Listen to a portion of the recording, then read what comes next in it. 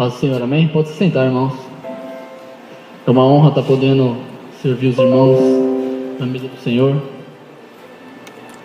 E eu quero começar com uma pergunta. Quais são os seus problemas? Quais são as suas dificuldades?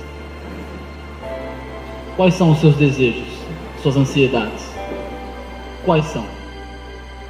Talvez deve estar passando uma lista de coisas na sua mente, por faculdade, família, doença, saúde, amigos, diversas coisas. Ou às vezes não, às vezes você só tem alguma coisinha, mas todos nós temos algumas dificuldades. E quando nós encontramos essas dificuldades, normalmente a gente vai procurar em algum lugar esse refúgio, esse consolo. A gente vai até a Bíblia, não é verdade? Muitas vezes quando a gente entra em uma sala de uma pessoa, nós abrimos e vemos uma Bíblia ali numa mesa, numa estante, e ali ela está aberta em algum lugar.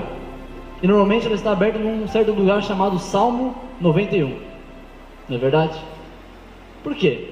Ele é um texto muito conhecido, a gente sabe que ali tem as pessoas ali, quando elas estão com problemas, elas abrem naquele salmo, elas começam ali, elas se sentem consoladas. Não é verdade? Só que muitas vezes elas, por falta de conhecimento, ou talvez até nós, por falta de conhecimento, não temos desfrutado daquilo que realmente nós deveríamos ter sido alimentados quando nós lemos o Salmo 91. Às vezes a gente não compreendeu o que realmente, às vezes a gente sente um benefício pequeno, simplesmente um consolo naquele momento de dificuldade, quando a gente lê. Mas e depois?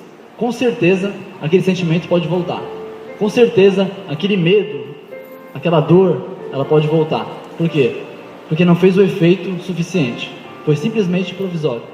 E o que eu quero meditar com vocês exatamente nesse Salmo, Salmo 91.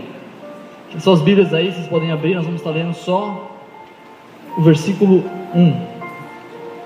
Salmos, capítulo 91.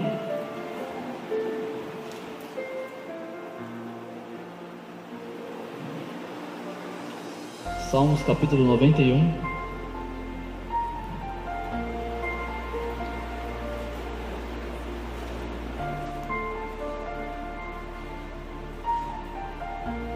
Todos acharam, amém? Mais ou menos no meio da Bíblia. Está entre Gênesis e Apocalipse. Diz assim o texto: aquele que habita no esconderijo do Altíssimo, à sombra do Todo-Poderoso descansará. Amém? Pode se assentar. O salmista ele começa dizendo o seguinte, que aquele que habita. Normalmente a gente tem um entendimento errado do que é habitar. Normalmente nós temos uma ideia de que habitar é como você frequentar um lugar. Eu frequento tal lugar, eu frequento a igreja, eu frequento a praça, frequento a escola. Isso é frequentar. Mas o que ele está falando é algo mais profundo, ele chama de habitar. Habitar, frequentar é muito diferente uma coisa da outra. Participar, ir, é totalmente diferente do que habitar. Habitar tem mais a ver com morar, com pertencer a um lugar. Ele fala assim, aqueles que habitam. Ele não fala aqueles que estão ali, aqueles que vão ali de vez em quando, aqueles que participam algumas vezes daquele lugar. Mas ele fala aqueles que moram, aqueles que habitam. Frequentar está mais algo relacionado a um clube, um cinema, que você participa com seus amigos, um fã-clube. Como ir vir para a igreja, você não está aqui o tempo todo. Nós não estamos aqui o tempo todo. O que acontece? Nós viemos aqui de domingo, quinta-feira ou outro dia. Mas não muito mais do que isso. Isso é frequentar. Agora, frequentar, você não fica nesse lugar que você frequenta, você não se sente à vontade. Por quê? Porque é um lugar que você não está o tempo todo. Não está tudo de si naquele lugar, tudo seu ali naquele lugar, toda a confortidade, tudo aquilo lá não está ali naquele lugar. Agora, onde você habita, onde você mora, com certeza você já adaptou tudo para o seu melhor conforto. O lugar onde você mora, onde você habita, com certeza ele está todo perfeito, adaptado para você ficar ali e você se sentir seguro. Por exemplo, a nossa casa, o nosso quarto. Como é que é o nosso quarto? Nós achamos tudo lá, não é verdade? Ninguém melhor do que nós mesmos para achar alguma coisa no nosso quarto. Nada melhor do que naquele dia de cansaço você quer procurar o quê? A sua cama, e não a cama do seu amigo. Você quer a sua. Por quê? A sua é melhor. A sua está do jeito que você quer. Quando você está com vontade de usar o banheiro, qual banheiro é o melhor? Da casa do Pedrinho? Não, né? O melhor é da nossa casa. Por quê? Porque é o nosso lar, é onde a gente habita, onde a gente mora. Então frequentar e habitar é muito diferente. Só que o salmista fala assim, aqueles que habitam. Nós sabemos, nós conhecemos esse Salmo 91, que ele fala de que 1000 cairão à minha direita, 10.000 à minha esquerda, e nada vai ser atingido. Ele fala de uma segurança, ele fala de um lugar de proteção, um lugar que a gente não tem medo de nada, a gente não tem problemas algum naquele lugar. Nesse lugar nós estamos totalmente seguros, né? Olha o que diz lá a partir do versículo 2. Mostra lá pra gente. Diz assim: direi do Senhor, Ele é o meu refúgio e a minha fortaleza, o meu Deus em quem confio, porque Ele te livra do laço do passarinheiro e da peste perniciosa. Ele te cobre com as suas penas e debaixo das suas asas encontras refúgio. A sua verdade é escudo e broquel. Não temerás os temores da noite, nem a seta que voa de dia e de noite, nem peste que anda na escuridão, nem mortandade que assole ao meio-dia. E ele vai fazer uma lista enorme. Do que? De coisas que não vão te atingir, de coisas que não vão te dar medo, de coisas... Então ele está descrevendo um lugar onde nós somos imparáveis, nós não temos medo, nós nos sentimos confortáveis, nós nos sentimos bem, nós estamos perfeitamente tranquilos nesse lugar. Não é um lugar onde nós estamos com problemas, onde nossa cabeça está a mil, onde nós estamos, não conseguimos nos concentrar, nós estamos perdidos, estamos com medo, estamos apavorados, tremendo, em pânico. Mas nós estamos num lugar de segurança. Ele chama esse lugar de refúgio. Ele chama de um lugar tão secreto e tão íntimo, é uma morada tão perfeita, que ele chama de esconderijo. Aquele lugar quando você está triste, você não aguenta, você não quer que ninguém esteja perto de você, você encontra um esconderijo, você se esconde e fica ali sozinho. Ele chama aqui a morada do Altíssimo, aonde nós devemos estar. Ele chama de a habitação, onde nós devemos habitar e não somente frequentar. Amém? Então, isso é o que muitas vezes nós confundimos, que a nossa habitação, normalmente nós achamos que estamos habitando na casa do Senhor, mas na verdade nós só frequentamos. Viemos aqui para a casa de Deus e só temos um relacionamento com Deus quando nós estamos aqui, quando nós estamos frequentes. Basta parar, basta ter uma célula parar, basta um discipulado não ter mais, basta um culto ser cancelado, que a nossa frequência na presença de Deus diminui, ela cai. Agora, se nós estamos habitando na presença do Senhor, nada pode nos parar. Por quê? Porque nós moramos lá, nós não saímos de lá. Então existe uma grande diferença, que nós temos que entender a diferença entre habitar e a morada, a moradia. Lá, ele fala assim que, lá no Salmo 91, quando Davi fala sobre esse Salmo, ele fala o seguinte, que essa habitação, ela só é segura, ela só é tranquila, ela só é o que nós vimos agora, por causa que está no esconderijo, não do pastor, não da igreja, mas está no esconderijo do Altíssimo, ou seja, na presença de Deus. E nós encontramos essa figura lá no Velho Testamento como a Arca da Aliança, por exemplo. A Arca da Aliança Deus mandou Moisés fazer a Arca da Aliança com um símbolo de que a presença de Deus estaria com o povo de Israel, de que Deus não deixaria órfão o povo de Israel, mas ele seria um pai, um guia que estaria cuidando o tempo todo daquele povo. Então ele faz a Arca da Aliança e onde eles forem, onde eles peregrinavam com Moisés, aquela arca acompanhava eles, aquela Arca da Aliança, eles iam carregando, e ali os levitas iam carregando aquela arca, e ali simbolizava a presença de Deus. Quando de repente o povo filisteu rouba, ele entra em Israel e ele rouba aquela arca, eles tomam posse, eles trazem para a sua moradia, aquela arca, ela para de habitar em Israel, e eles ficam perplexos, eles ficam apavorados, eles começam todos a chorar. A Bíblia fala assim que eles levantaram a sua voz e começaram a chorar. Por quê? Porque a presença de Deus tinha saído da habitação deles, e agora eles estavam num lugar de insegurança, porque a presença de Deus não estava mais com eles. Agora eles estavam num lugar de desconforto. Por quê? Porque a presença de Deus não estava mais com eles. Então nós vemos a importância que é a habitação, estar a presença de Deus conosco. E aí nós vemos que Davi, ele levou tão a sério isso, que ele pegou, quando ele volta com a Arca da Aliança, quando ele reconquista de volta, ele volta dançando, o povo se alegrando, as mulheres cantando, Por quê? Porque a presença de Deus estava voltando para eles. O refúgio, o lugar de conforto estava sendo restaurado para o povo de Israel. Eles estavam tremendamente felizes. E assim devemos nós, quando nós vemos a presença de Deus, nós queremos estar na presença de Deus, nós temos que nos alegrar, igual Davi. A presença de Deus está de volta, aleluia, não é verdade? E Davi, ele disse algo interessante. Depois, no Salmo 23, ele diz o seguinte, que a presença de Deus, ela é tão importante, ele fala assim: certamente que a bondade e a misericórdia me seguirão todos os dias da minha vida, e habitarei na casa do Senhor por longos dias. O que é isso? Ele entende que quando ele está na presença do Senhor, essas outras coisas o acompanham. Qual? A misericórdia, o refúgio, a tranquilidade, a paz, a certeza, a segurança. Ele entende que enquanto ele está fazendo as coisas do Senhor, quando ele está morando na casa do Senhor, quando ele está fazendo essas coisas, ele está seguro, ele está firme, ele está tranquilo. Então, o que nós temos que entender é que a sombra, ele continua dizendo assim, lá no versículo 1, volta lá para nós: aquele que habita no esconderijo do Altíssimo e descansa à sombra, em algumas versões, do Onipotente ou Todo-Poderoso, esse descansará. Ele dá uma promessa para aqueles que habitam e estão debaixo da sombra do Altíssimo. Sombra é uma figura na Bíblia, e nós vamos ver adiante o que ela significa. Mas ele está falando assim, que a sombra de Deus, ela é que nos protege, é ela que nos leva a descansar, é ela que nos traz o alívio. Além de habitar, nós temos que estar debaixo da sombra do Altíssimo. Então, querido, fala para o irmão do seu lado: há um lugar, fala para ele, anuncia para ele, há um lugar seguro, que é debaixo da sombra de Deus.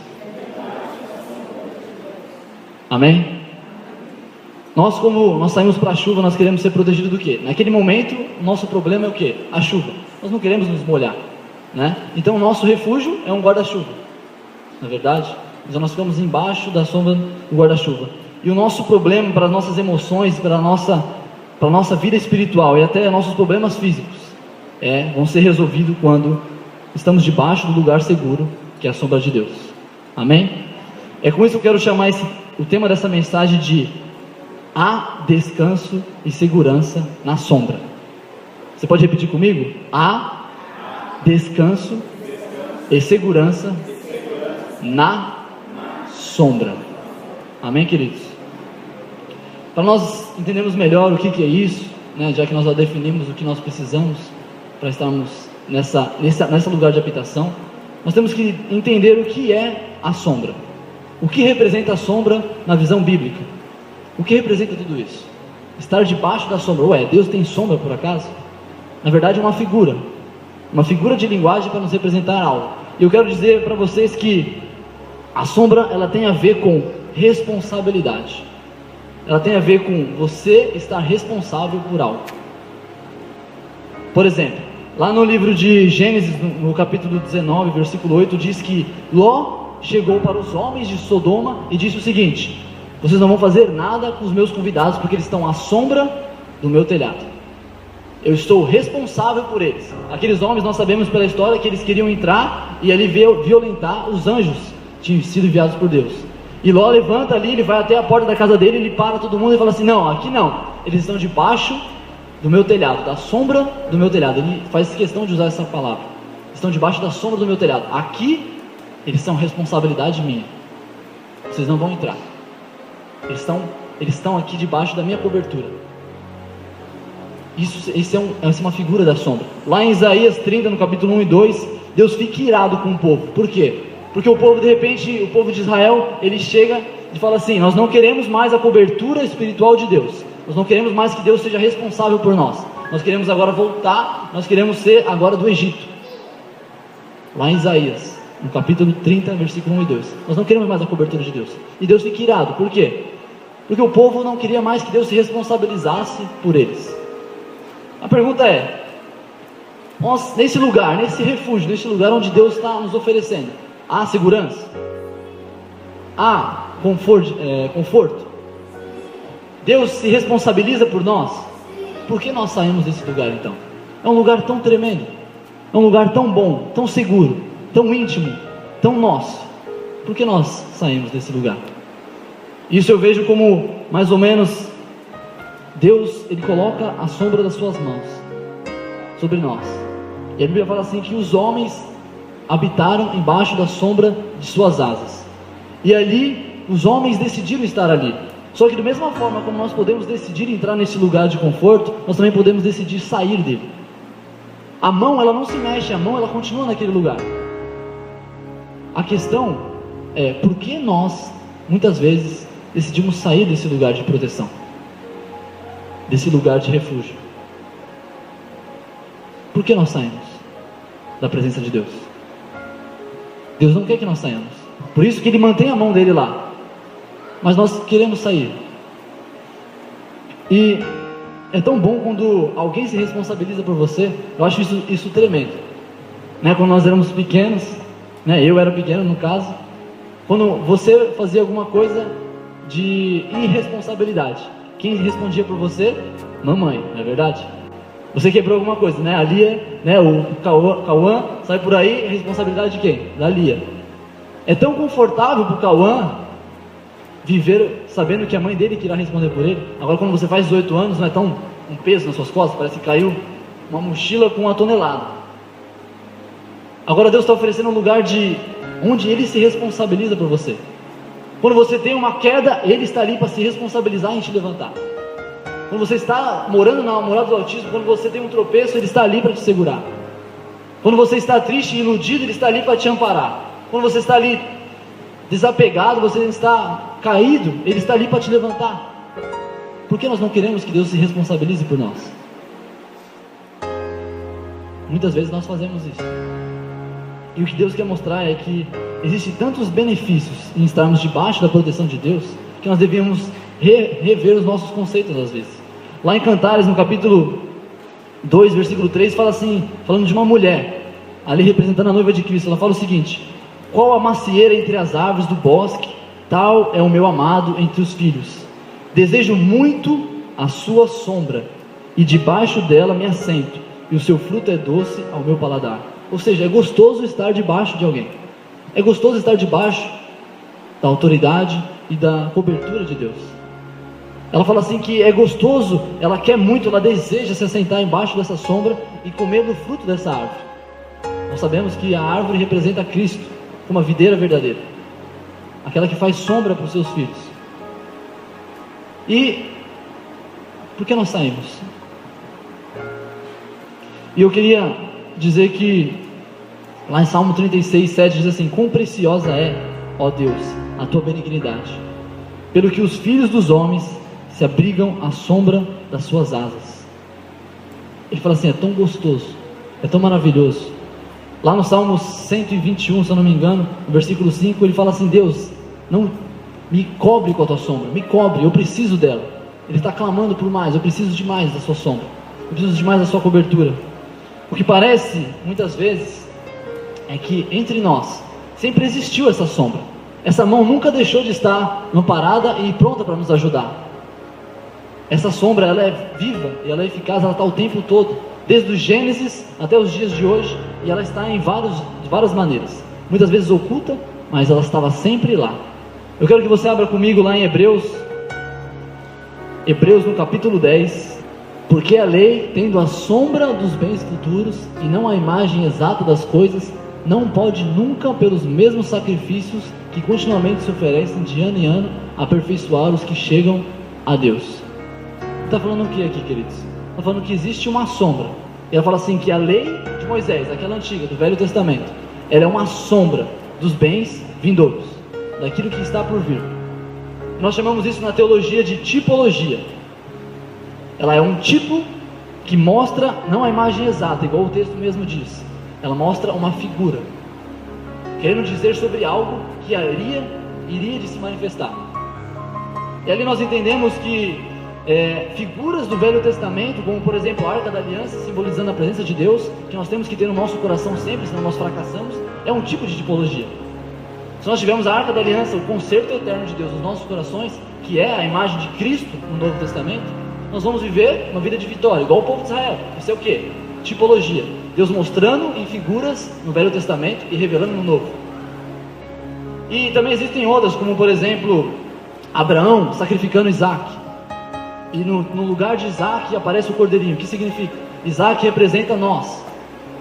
Deus ali representando Abraão, substituiu Isaac por um cordeiro imaculado. E ali, Cristo tomou as nossas enfermidades, tomou o nosso lugar. No lugar de nós morrermos, Ele morreu por nós. Logo, todos morreram. Isso são figuras do Velho Testamento chamamos tipos de Cristo que iriam vir. Então a Bíblia, ela tenta trazer essas imagens, como por exemplo, Moisés, quando o povo começa a pedir carne para Moisés fica irado, e aí Deus fica mais irado ainda, e Deus traz serpentes, e as serpentes começam a ir e começam a picar as pessoas começam a morrer. Então o pessoal chega até Moisés e fala: Moisés, ora a Deus pedindo socorro por nós. Então Deus chega a Moisés e fala assim: faz uma serpente, e todos que olharem para ela, eles serão curados. E aí ele levanta a serpente, e todos que eram picados, eles olhavam para a serpente e eles eram curados. Isso nada mais é do que uma tipologia. Nós com nossos pecados. Jesus fala assim, antes dele ir para a cruz, ele fala assim: assim como a serpente no deserto foi levantada, é necessário que o Filho do Homem seja levantado. De fato, quando nós com as nossas dores, as nossas iniquidades, nós olhamos para Cristo, nós somos curados. Quando nós olhamos para Cristo crucificado e sabendo que Ele ressuscitou no terceiro dia, nós somos curados. É o que? Isso é uma tipologia. E a Bíblia está cheia delas, cheia. E eu quero destacar uma principal para nós analisarmos, que ela é a tipologia da cidade de refúgio. Cidade de refúgio é um lugar, uma habitação, onde um homem que matasse outro voluntariamente, ele deveria morrer pela lei de Moisés. Se você matou, você morre. Você matou apedrejado, você vai morrer apedrejado. Agora Deus decidiu fazer uma casa, uma cidade inteira, para pessoas que, se elas matassem involuntariamente, ou seja, por um desastre, por um ato que não foi premeditado, culposa, ele chega e existe o vingador do sangue, que é o que? É o irmão ou o parente mais próximo daquela pessoa, que ele chegaria e mataria ele seria chamado de vingador do sangue. Como por exemplo, se alguém me matasse, essa pessoa deveria morrer pela lei de Moisés. Então o meu parente mais próximo, o meu irmão mais velho, iria perseguir essa pessoa e iria matá-la. Esse era o papel do irmão mais velho ou do parente mais próximo. Agora, quando essa pessoa ela fazia um pecado involuntário, ela acabava matando sem querer, ela pegava, e existia essa cidade de refúgio, onde os caminhos foram feitos 6 cidades de refúgio, 3 de um lado do Jordão e 3 do outro lado do Rio Jordão. E ali, quando a pessoa matava involuntária, ela tinha que sair correndo o mais rápido possível para essa cidade de refúgio. Por quê? Porque ela não tinha culpa, senão ela iria ser morta. Então ela corria o mais rápido possível.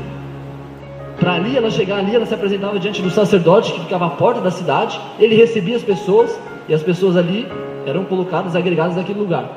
E elas só poderiam sair dali quando o sumo sacerdote daquela cidade morresse. Isso também é uma tipologia de Cristo.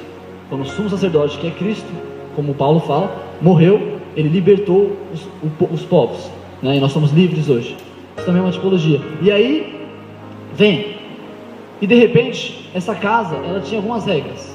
Se por exemplo, se pegasse alguém que matou voluntariamente, você fosse encontrado dentro dessa cidade, era papel do sacerdote te pegar e trazer de volta para frente e entregar na mão do vingador do sangue, para que ele pudesse te matar.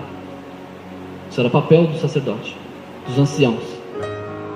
Então esse lugar, ele era um lugar onde as pessoas que pecavam, mas não foi voluntariamente, ou eu quero classificar como uma tipologia das pessoas que pecaram, mas elas se arrependeram.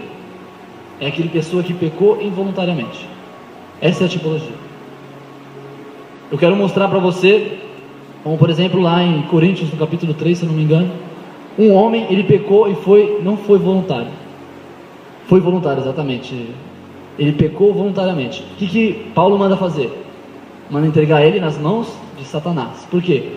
Porque ele tinha exatamente pecado e foi voluntário.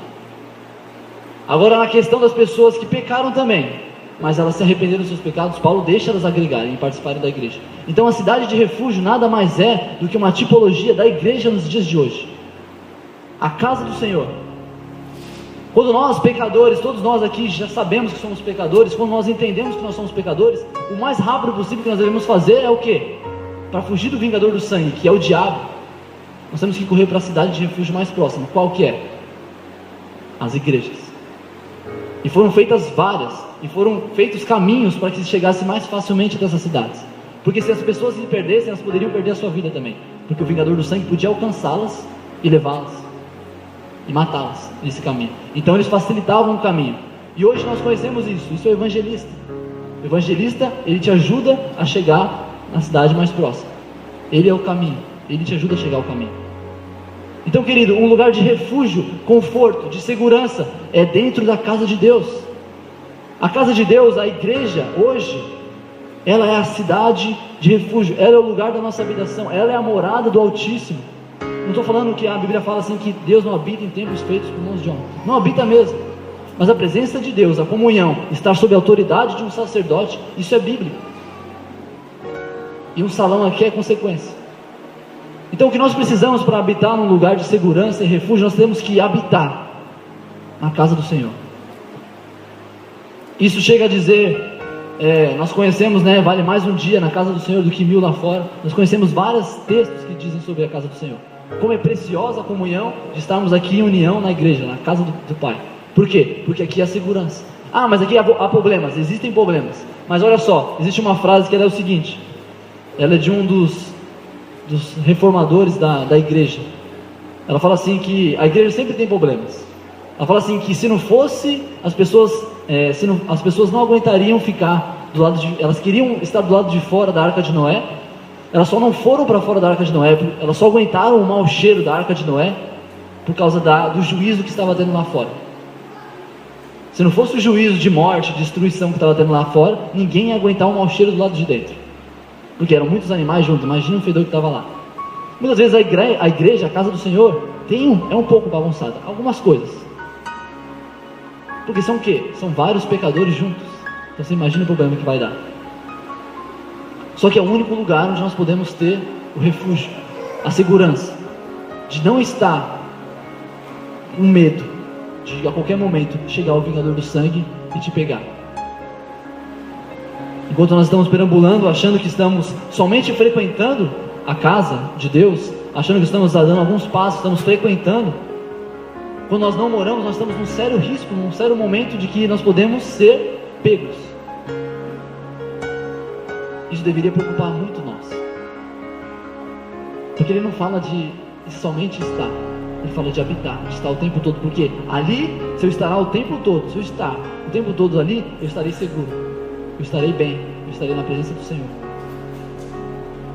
Só que esse lugar, não só porque ele é um lugar onde há segurança que nós devemos, conforto e tranquilidade que nós devemos desejar ele, porque o motivo de nós estarmos seguros não é só para nós estarmos seguros e ali estarmos na sombra e água fresca, mas Deus tem um propósito para isso. Lá em Isaías 51, o versículo 15 ao 16 diz o seguinte, não precisa abrir não, mas se quiser anotar: porque eu sou o Senhor teu Deus, que agita o mar de modo que bramem as suas ondas. O Senhor dos exércitos é o seu nome, e ponho as minhas palavras na tua boca, e te cubro com a sombra da minha mão, para plantar os céus e para fundar a terra, e para dizer a Sião: tu és meu povo. Ele fala assim, a maneira pela qual eu estou colocando você debaixo de uma proteção, de lugar de segurança e de refúgio, não é simplesmente para você descansar e achar que está tudo certo. Não é só para isso, para você vir à igreja e aqui estou seguro, estou legal, não preciso de nada. Mas ele fala assim, o porquê que eu coloquei a mão sobre você, a minha sombra, a minha proteção, esse lugar de conforto, é simplesmente por uma coisa: para que você possa ir às nações e dizer assim: tu és o meu povo. Para você poder anunciar a palavra de Deus, para você poder ir para os lugares e você saber o quê? Que eu estou seguro, independente da situação, independente do contexto que esteja à sua volta. Deus está querendo te dar proteção para que você se sinta bem e livre para fazer a vontade dele. Qual? Levar o evangelho às nações. Qual? obedecê-lo em tempo e fora de tempo. Viver bem para que possa fazer bem. Não é verdade? Ninguém trabalha sob pressão. Já ouviram falar isso? A pessoa começa a te empurrar, vai, trabalha, faz isso aqui, vamos fazer isso aqui. Aí você para, não, eu não trabalho sob pressão. Vamos devagar. Então o que Deus faz?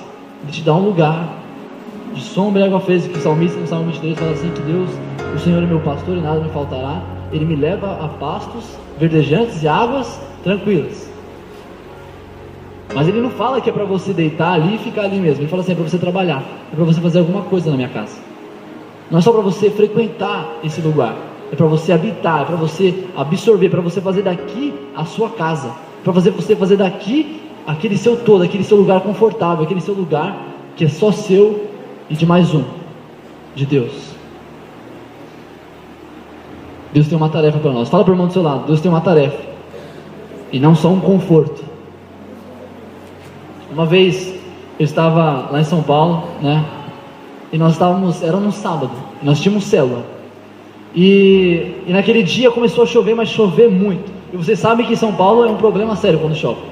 Quando chove lá, aparece, né? Na verdade, desaparece, as casas somem, né? As pessoas somem, começa a subir o rio e as coisas somem.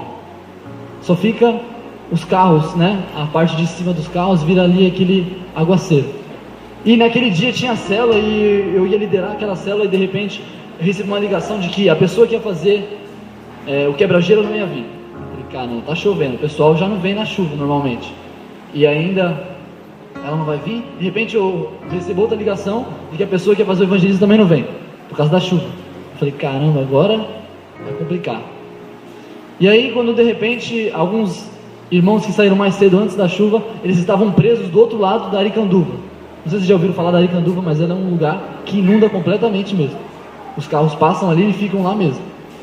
E ali eu peguei e decidi ir buscá-los. Eu peguei meu carro, falei assim, agora eu vou buscar eles, pelo menos eu garanto 2 pessoas na cela, não vai ficar só eu sozinho, né? Então eu vou. Peguei meu carro e fui.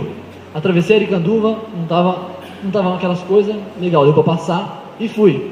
Coloquei, eles estavam de bicicleta, coloquei as 2 bicicletas atrás do meu carro, fui com o porta-mala aberto e falei assim, nós vamos para a cela. Hoje ninguém vai me parar.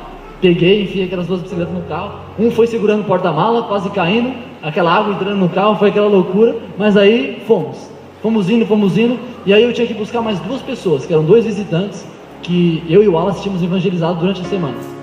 Então, eu peguei e falei assim, eu tenho que passar na casa desses meninos. Não vou deixar eles para trás só por causa da chuva. Fui lá, fiz o contorno, cheguei, peguei eles lá na casa deles, estava uma chuva. Eles entraram ensopados no meu carro, mas não tem problema. Vamos lá, é para Jesus, vamos trabalhar. E fomos. E continuamos indo. E quando eu cheguei na rua da minha casa, ela não inunda. Minha casa ela é bem longe da Aricanduva, então ela não inunda. Quando de repente eu vi assim, uma poça bem grande. Mas como eu conhecia bem a minha rua, e eu pensava que conhecia, na verdade, eu olhei aquilo e falei, dá para passar. Vai dar certo. Então eu nem esperei muito, engatei a segunda e fui. Quando eu fui, eu estava conversando com o menino do lado, né, tentando consolidar ele, né, para chegar na cela já tudo tranquilo. Quando eu entro naquela água, o carro bate, bum. Do jeito que ele bate, faz uma onda, eu começo a empurrar aquela água com o meu carro e eu não sabia que estava tão fundo assim. A água começou a subir, eu falei, vixe, agora vamos ver. Aí eu peguei, engatei a primeira para empurrar mais forte. Quando eu engatei a primeira, o carro desligou. Eu fiquei assustado, eu falei, nossa, eu estou indo para a cela fazer a obra de Deus, eu estou fazendo tudo isso e agora o carro estragou. Peguei, tentei dar chave, nada, nem dava sinal. Eu falei, a bateria arriou? Como? Não tem como. E eu peguei de novo, só que eu percebi uma coisa, o carro começou a se movimentar no meio das águas e ele saiu das águas, o carro desligado, e eu, nada. E aí eu peguei e falei assim, caramba, acabei com o carro. Chegamos ali na minha rua ali, coloquei os visitantes para empurrar o carro. Fomos todos nós ali, empurrando o carro até a minha casa. E fomos naquela chuva, é incrível também, né? Além do carro sair das águas, que era algo impossível, ele saiu das águas sozinho, sem o motor funcionando. E ainda, a chuva parou bem na hora para nós podermos empurrar o carro. E começamos a empurrar e levar aquele carro até a minha casa. Chegando na minha casa, eu falei assim, eu não estou nem aí pro carro, eu vou fazer a célula, né? Eu vou fazer a célula, o carro depois a gente vê. E a gente sabe que em relação a seguro de carro, se por enchente não cobre. Não cobre mesmo. Então, e normalmente, e uma coisa eu não sabia, existe um sugador lá na frente do carro que quando entra água lá dá PT de primeira. E se desse PT, menos 40 mil na conta, né? Então ia ser muito legal. E aí, fora que eu não tinha, né? Então ia ser pior ainda. E nós fomos e eu fiz a célula, foi uma benção. Quando eu cheguei lá, a pessoa, o líder, o evangelista que ia fazer o evangelismo foi, o quebra-gelo foi, estava todo mundo lá, a célula tinha 19 pessoas. Eu falei, caramba, fizemos a célula, foi uma benção. E aí depois fomos pro mecânico. Quando chegamos lá, o mecânico falou assim, vixe, saímos da fila agora mesmo, com esse mesmo problema, aconteceu a mesma coisa que você e deu PT. E o seguro não cobriu. Eu falei, nossa, e agora? Caramba, eu estou habitando um lugar de refúgio, de fortaleza, mas algo não está dando certo. Deixei o carro no mecânico, fui para casa, orei a Deus, falei, Deus, o Senhor sabe que foi para a sua obra, mas se tiver que pagar, amém. Isso não vai impedir nada, isso não vai mudar nada. Quando chega 3 dias depois, ele me liga, ele fala assim, aconteceu um milagre. Não aconteceu nada. Graças a Deus que o seu carro desligou. Se ele continuasse ligado, tinha dado PT. E eu fiquei bravo na hora, porque eu queria que funcionasse, porque eu tenho que sair da água, se não funcionar o motor, como é que eu vou sair da água? E naquele momento ele me liga e fala assim, só foi trocar o filtro, não gastou nem 100 reais. Graças a Deus. Por quê? Porque quando nós estamos fazendo as coisas do Senhor, existe uma proteção de Deus sobre as nossas vidas, que nós nem imaginamos, que nada pode nos parar. Só que nós temos que entender que embaixo desse lugar, dessa sombra do Onipotente, não é só para descansar, é para trabalhar também. Então vir na casa do Senhor não é só por conforto, mas também para trabalhar, saber que tem alguém que nos guarda, que tem um Deus Todo-Poderoso olhando para mim e para você, e falando assim, eu vou cuidar de você, eu vou me responsabilizar por você. Tem coisa melhor, querido? Eu queria que você se colocasse, fechasse seus olhos, colocasse de pé, se colocasse de pé, fechasse seus olhos, como você preferir. Eu queria dizer para você que, enquanto você vai se levantando, fechando seus olhos, eu queria falar para você que Paulo, lá em Filipenses, no capítulo 1, versículo 2, ele fala o seguinte, que se há algum conforto, e ele sabe que tem, ele fala assim, tudo aquilo que eu vivi, todo esse amor, toda essa perfeição da cruz, tudo isso que eu me vanglorio, tudo isso que eu estou vivendo, eu quero que vocês vivam esse refúgio, essa proteção de Deus, que ele foi apedrejado, que ele passou por tantas circunstâncias, e ele continuou indo, fazendo o ID de Deus, habitando na esconderijo do Altíssimo, continuando sabendo que Deus o guardava. Ele fala assim, eu quero que vocês tenham o mesmo sentimento que eu, porque isso tudo, a plenitude de tudo isso que nós falamos, querido, está em Cristo Jesus, que ele morreu por nós já, quando nós ainda não éramos pecadores e inimigos dele. Então a plenitude, querido, de Cristo, o lugar onde nós devemos habitar é Jesus Cristo, o Filho do Deus vivo. É Ele que nos vai trazer segurança, é Ele que vai nos trazer refúgio, é Ele que vai nos trazer conforto, é Jesus Cristo. Então eu quero que você feche seus olhos, você começasse a falar com Deus. Deus poderoso, nós entramos na Tua presença, Pai, para Te glorificar. Nós entendemos, Senhor, que o Senhor tem algo tão importante para nós. Nós estamos aqui, Senhor, rendendo as nossas vidas a Ti, Pai, e dizendo assim, Senhor, nós queremos habitar, Senhor, no centro da Tua vontade, habitar, Senhor, na Tua morada celestial. Nós queremos, Senhor Jesus, participar do corpo de Cristo, Pai.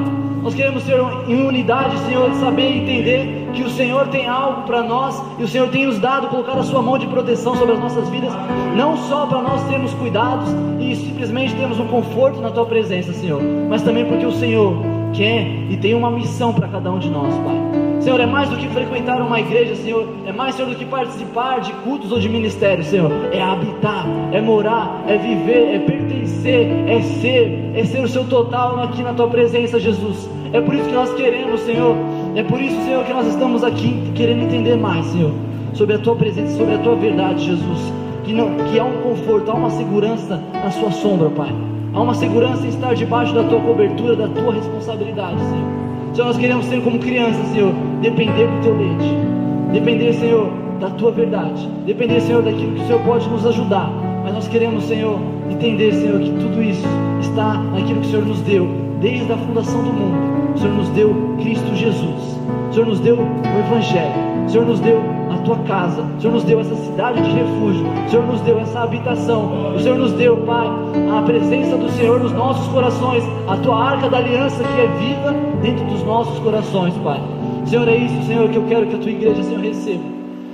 É isso que eu quero, Pai, que a tua igreja entenda, Pai, que existe um lugar mais profundo de intimidade, que é um lugar, Senhor, de segurança, que é uma cobertura espiritual, Pai, onde o Senhor habita nos nossos corações e nas nossas atitudes. Nos ajuda a viver isso, Pai. Nos ajuda a entender essa plena verdade do conhecimento, Pai, de estar habitando, de estar pertencendo, de estar, Senhor, vivendo na tua sombra, aos teus cuidados. Nós queremos ser dependentes, Senhor, saber que o Senhor está no controle de tudo.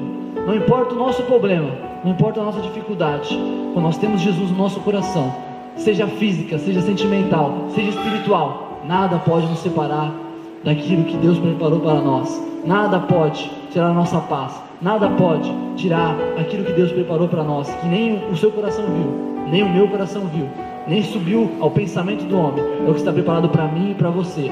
Mas nós temos que estar debaixo dessa cobertura, debaixo dessa sombra, que é Jesus, que se manifestou ontem, hoje e continua se manifestando, dando chances para nós.